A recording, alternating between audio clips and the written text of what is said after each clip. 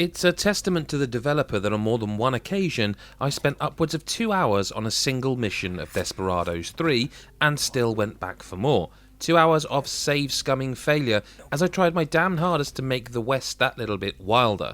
At the end of one particular mission, the time-lapsed replay showed my route around the level, ignoring all my reloads and thus all my mistakes, and revealed an effective mission time of 1 hour and 6 minutes.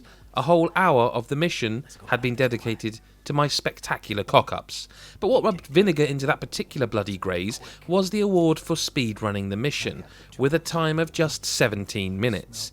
It led to some fairly harsh self-reflection, I can tell you.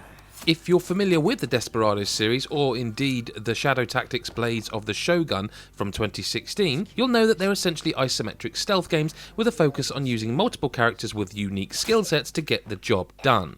Desperados 3 is a prequel to its franchise, revealing the sort of origins of protagonist John Cooper, the king of the cowboy swagger, and his motley crew of vigilantes.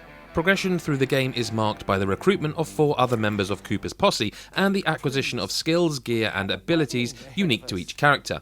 Every tool and trick you unlock is of use and open up a wonderful variety of options in each encounter, whether you're sneaking through tight patrol zones or have been tasked with taking out individual targets across a sprawling mission area. Desperados 3 is without a doubt one of the most tightly crafted stealth games I've played in recent years, and yet it still manages to be malleable enough that you can choose to go loud, get creative with kills, or speedrun the whole thing. Each mission has a variety of optional challenges such as the aforementioned time limit, minimal or no saving, named bounties or killing enemies in specific ways. For example, in one mission that sees you targeting railroad company employees in the town of Flagstone, kudos is awarded for making each kill look like an accident. The 5 characters are so incredibly diverse that you'll be constantly surprised by the ideas that work. Kate O'Hara, for instance, can wear disguises that let her wander straight by some guards, or even flirt to distract them, lead them to specific areas, or blind them with her perfume. This being Desperados, she can also kick them unconscious or pull a pistol if cornered. Doc McCoy has a lethal syringe, a scoped and suppressed handgun, and a trick bag that attracts curious guards and puts them down. If that fails, he can crowd control with a bottle of knockout gas. Other characters, Hector and Isabel, offer options such as a giant bear trap and sawn-off shotgun or actual voodoo, utilising supernatural abilities such as illusion, mind control, or chaining enemies together telepathically so hurting one hurts the other. Individual weaknesses come in the form of their various physical limitations, often forcing you to utilise several characters at once. This is achieved by using Showdown mode. Hitting shift or up on the controller will freeze time and allow you to set up simultaneous actions. This could be to coordinate kills, or you might need to distract one guard while instantly killing another and blinding a third. Once all of your skills are primed, hitting enter or the Y or triangle button will execute the showdown, and the fruits of your effort never fail to satisfy.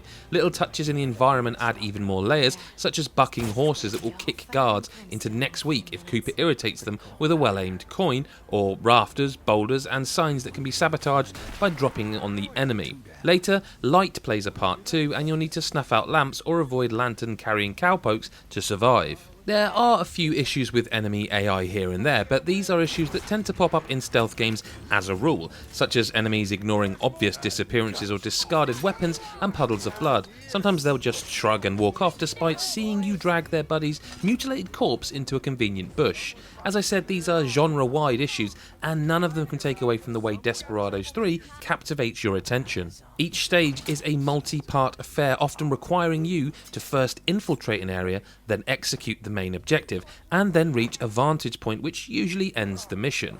Afterwards, you'll be given a full rundown of your stats and shown a replay on the area map, which removes all of your retries from the runtime and tallies up each save, load, kill, and death throughout.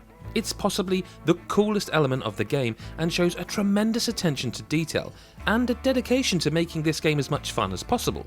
After a certain point in the game, you'll meet the Baron, whose challenges will task you with completing cleared missions with different parameters, objectives and characters, providing an element separate to the already highly replayable campaign. Desperados 3 is an exceptional game, created by a studio that know exactly who they are catering for, with the UI and control system completely rebuilt and remapped for controllers, with direct movement replacing point and click, and a large array of accessibility options to cater for players of different nationalities and ability levels. There isn't a lot they haven't covered. The story may not do anything particularly original with the genre, but the characters are likeable and well written, if a little cliched, although that simply adds to the Western atmosphere and helps the plot canter along at an even pace, despite the overall length of the game pushing way past 20 hours, or 30 if you play like me.